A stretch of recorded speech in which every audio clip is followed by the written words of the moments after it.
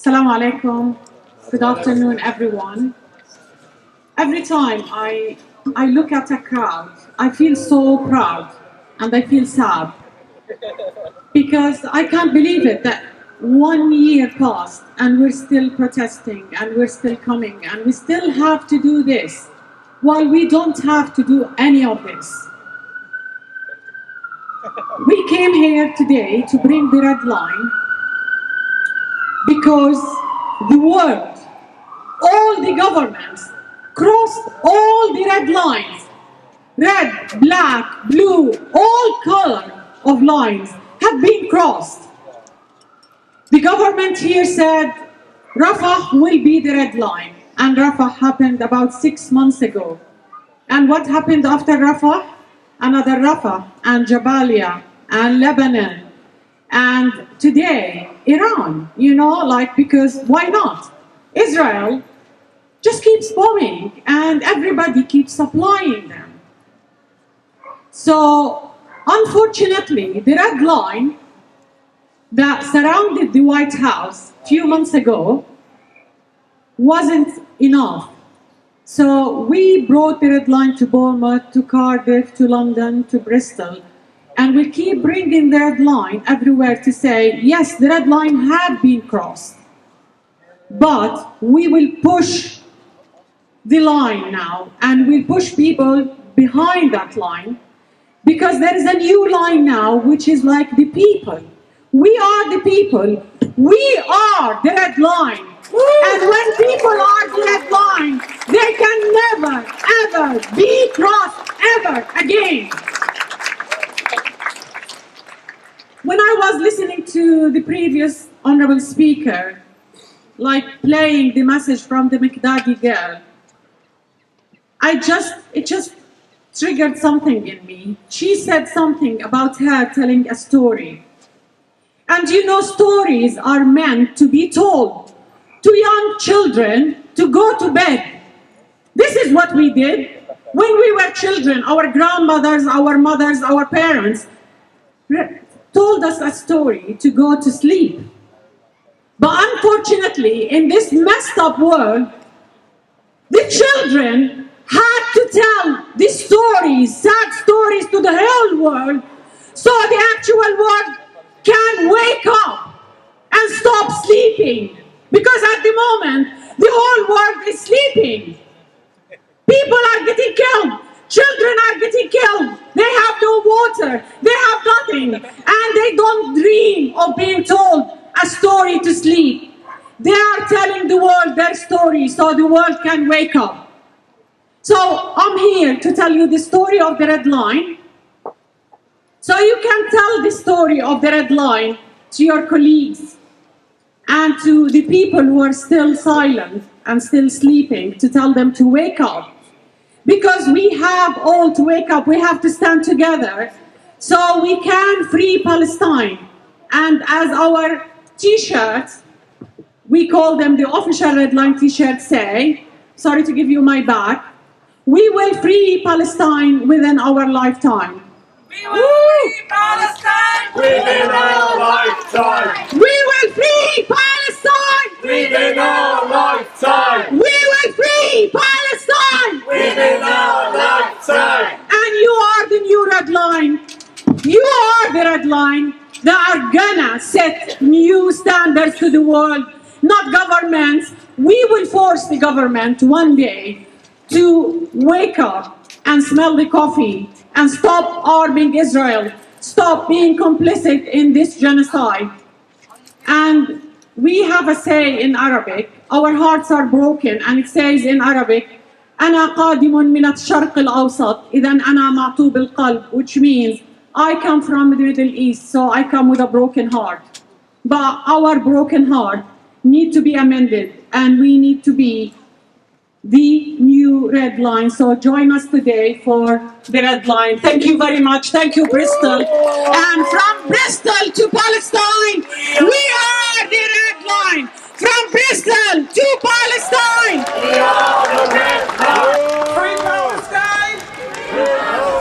I'm sorry, I'm in a different place. Free Palestine! Free Palestine. Palestine! Within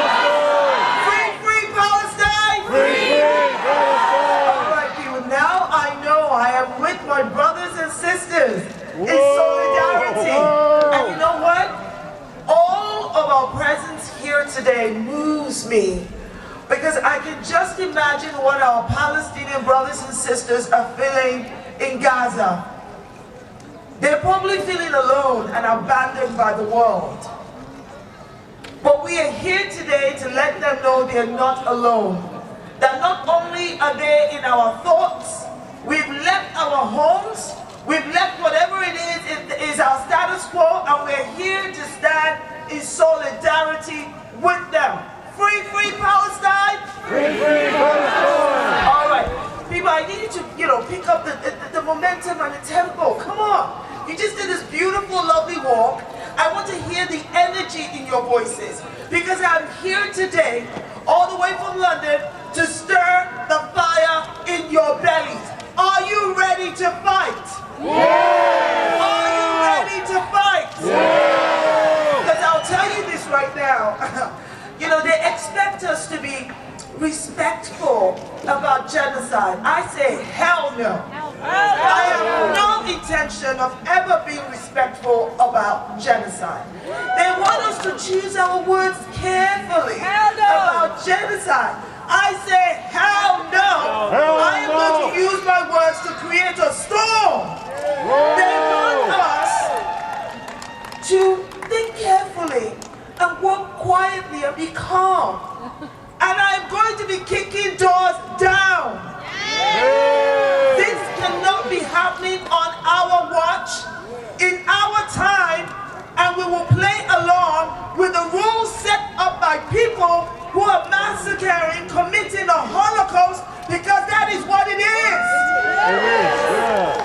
They tell us to be quiet or else. Or else what? What are you going to do? Let the Nigerian enemy speak. What is it you want to do? That you are not already doing worse to Palestinians that we see every single day. They threaten us with our lives, our liberty, our livelihoods every single day. That if you do not conform, if you do not comply, we will treat you as we treated the Palestinians. Well, let's tell them this. There are more with us than are against us. We will stand in solidarity. And just as a choir sang right now, we shall overcome. We shall overcome. And that starts with what we do now. It actually starts with the positions you take now. You start by asking questions. People, are we asking the right questions? Because I think context matters. Do you think context matters? Yes. Because I'm like, okay, let's just pretend like I didn't go to school. Let's just pretend that I am not that educated. Heck, I've never been on social media before. And I just came across what happened on October 7th and everything else has happened afterwards. Then I'm going to be asking this question because maybe I'm just not that bright enough and I need people to just give me an answer. Why does context matter for what Israel is doing to Palestinians, but no context matters for how Palestinians resist Israel? Yeah. Oh, I'm sorry. Do we have an answer? Yeah. Well, because something Holocaust or something Jewish identity or something Zionism. And again, I don't know about you guys, but I've been paying attention this last 12 months, and I've come to an astounding realization that Zionism has jack all to do with the Jewish identity. Zionism has nothing to do with Judaism. It has hijacked an entire ethnicity, an entire faith, to impose superiority on a people that have done nothing wrong to it. And I'm, of course, dating this to before 1947. There is no justification for what Israel is doing. None whatsoever. And every time I challenge this, I hear, oh, how dare you? That Dr. Shola, she just hates white people. I mean, actually, I don't. But that's not the point. That Dr. Shola, all she wants to do is just hate the Jews. Again, I don't. I have the same attitude. I am anti-genocide. I am anti-colonialism. I am anti-apartheid. I'm an anti a lot of things that you should all be opposed to. And I'm like, why can't we ask these questions? Why can't we apply the God-given sense the good Lord gave us? The moment you open your mouth to ask why, you are pushed back with, how dare you? How dare you ask that question? Well, I dare because the good Lord gave me tongue, mouth, eyes, nose, sense, and I intend to use it. I dare because as a black activist, I come from a line of people, an entire race that have been through what Palestinians are going through. So how to the quick now am I going to be quiet? I dare because I stand for humanity. I dare because as far as I'm concerned, Israel does not have more right to exist and Palestine has the right to exist. I dare because as far as I'm concerned, Jewish lives are equally valuable as Palestinian lives. A Palestinian child is just as valuable to me as a Jewish child, as an Israeli child. And I'm sick and tired of the weaponization of anti-Semitism in this country. I was just saying to David earlier that before October 7th, if you had asked me what Zionism was, I mean, Zion what? Okay, I know the Bible talks about Zion, you know. I could not have given you a definition. It was not in my vocabulary, people. But I am a student of history and of life. And the last 12 months has taught me what Zionism is. And I can tell you right now that I am unapologetically, unequivocally anti-Zionist. And I don't understand people who say things like, you know, our foreign secretary. Shine on him. I think I read somewhere where he said he's a liberal Zionist. Liberal what? That's like saying you're a liberal white supremacist. There's no such thing. There's nothing liberal about Zionism. In fact, what Zionism has shown us in the last 12 months is what an evil, despicable, detestable ideology it is, rooted in violence, built on violence. And we as a world, as a human race, cannot have been through everything we've been through, learned through history, for us to say this is okay. It is not okay. It is not okay for me, it is not okay for you, and it's not okay for the next generation. Zionism has a greater reach than Hamas, Hezbollah, or every other group they've told us are terrorists. Don't get me wrong, I'm not here standing defending Hamas or Hezbollah. I don't think they care about me personally. But I know that Zionists are the ones that have the long arm. Israel can reach us here. I'm sorry, am I talking to myself? Let me talk. They can reach us here. They're getting people fired from their jobs for saying, I believe in this. Where's the freedom of speech for me to say who I believe in, what I believe in, who I stand with, who I stand for? Where is my freedom of speech? How can I, as a descendant of the colonized, stand with the colonizer? God forbid that. How can I come from a race of people that have been enslaved, stand with the slavers? God forbid bad things. It can't happen. There is no way it can happen. And I'm sure that for many of